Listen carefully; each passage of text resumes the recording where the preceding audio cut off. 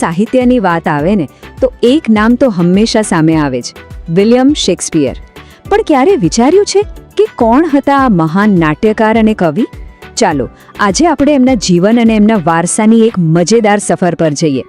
પણ સૌથી મોટો સવાલ તો એ જ છે ને કે 400 વર્ષ વીતી ગયા છતાં પણ શેક્સપિયરનું નામ આજે પણ કેમ આટલું ફેમસ છે? એમની લોકપ્રિયતા પાછળનું સાચું રહસ્ય શું હોઈ શકે? ચાલો આજે આ સવાલનો જવાબ શોધવાની કોશિશ કરીએ. તમે જાણો છો, દરેક મોટી હસ્તી પાછળ એક વાસ્તવિક વ્યક્તિ અને એની વાર્તા હોય છે. તો શેક્સપિયરને સમજવા હોય તો સૌથી પહેલાં એમના જીવન અને એ સમયને જાણવો ખૂબ જરૂરી છે. તો ચાલો શરૂઆત બસ ત્યાંથી જ કરીએ. તો એમનો જન્મ થયો હતો 1564માં અને અવસાન થયું 1616માં. પણ અહીં એક ગજબનો સંયોગ છે, ખબર છે? એમની જન્મ તારીખ હતી 23 એપ્રિલ અને એમના અવસાનની તારીખ પણ 23 એપ્રિલ જ હતી. કદાચ એટલે જ સાહિત્ય જગતમાં આ તારીખનું મહત્વ કંઈક અલગ જ છે. સારું, હવે વાત કરીએ એ જાદુઈ રચનાઓની જેણે શેક્સપિયરને ખરેખર અમર બનાવી દીધા. આ એવી વાર્તાઓ છે, એવી કહાનીઓ છે જે સદીઓ પછી પણ સીધી આપણા દિલને સ્પર્શી જાય છે. Romeo and Juliet, Hamlet, Macbeth, આ નામ તો સાંભળ્યા જ હશે. આ એમના સૌથી ફેમસ નાટકોમાંથી અમુક છે.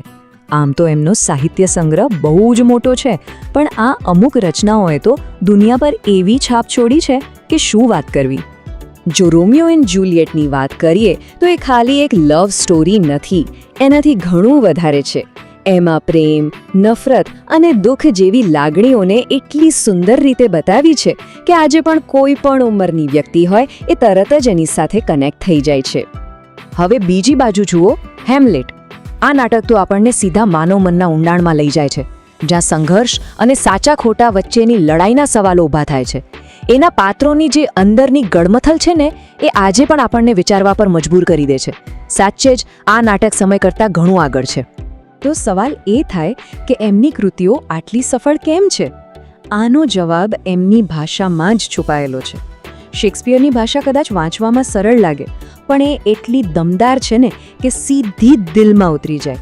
એમાં માણસના સ્વભાવ અને સંબંધોની જે સમજ જોવા મળે છે ને, અદ્ભુત છે. પણ શેક્સપિયર એટલે ખાલી એક નાટ્યકાર નહીં, એ તો ભાષાના શિલ્પકાર હતા.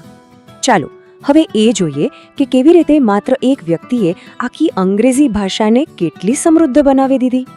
એમનેમ નહીં, એમને અંગ્રેજી ભાષાના પિતા પણ કહેવાય છે. અને આ વાત બિલકુલ સાચી છે. એમણે અંગ્રેજી ભાષાને હજારો નવા શબ્દો અને નવી નવી વાક્ય રચનાઓ ભેટમાં આપી.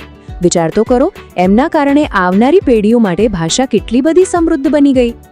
ઓકે, તો એમણે ભાષાને તો સમૃદ્ધ બનાવી, પણ એમનો પ્રભાવ ક્યાં સુધી પહોંચ્યો? ચાલો હવે એ જોઈએ કે શેક્સપિયરનો વારસો આજે પણ આખી દુનિયામાં કેવી રીતે જીવંત છે, કેવી રીતે ધબકી રહ્યો છે. એક વાત સમજી લો, એમની કૃતિઓ કોઈ મ્યુઝિયમમાં રાખવાની વસ્તુ નથી. એ આજે પણ જીવંત છે. આજે પણ દુનિયાભરના થિયેટરોમાં એમના નાટકો ભજવાય છે, એના પરથી ફિલ્મો બને છે અને સ્કૂલ કોલેજમાં એમના સાહિત્યનો અભ્યાસ થાય છે. મતલબ કે એમનો વારસો આજે પણ આપણી સાથે જ છે. જુઓ, આ વાક્ય એમના યોગદાનને એકદમ બરાબર રીતે સમજાવે છે. એમની રચનાઓ ખાલી વાર્તાઓ નથી, પણ એ તો માનવ જીવનને સમજવા માટેનો એક અરીસો છે. સાચું કહું તો એ સાહિત્ય જગતને મળેલી એક અમૂલ્ય ભેટ છે. તો ચાલો હવે અંતમાં એક સવાલ. શેક્સપિયરના આટલા મોટા સાહિત્ય ભંડારમાંથી એવી કઈ રચના છે જેણે સૌથી વધુ પ્રેરણા આપી હોય? આ વિશે ચોક્કસ વિચારજો.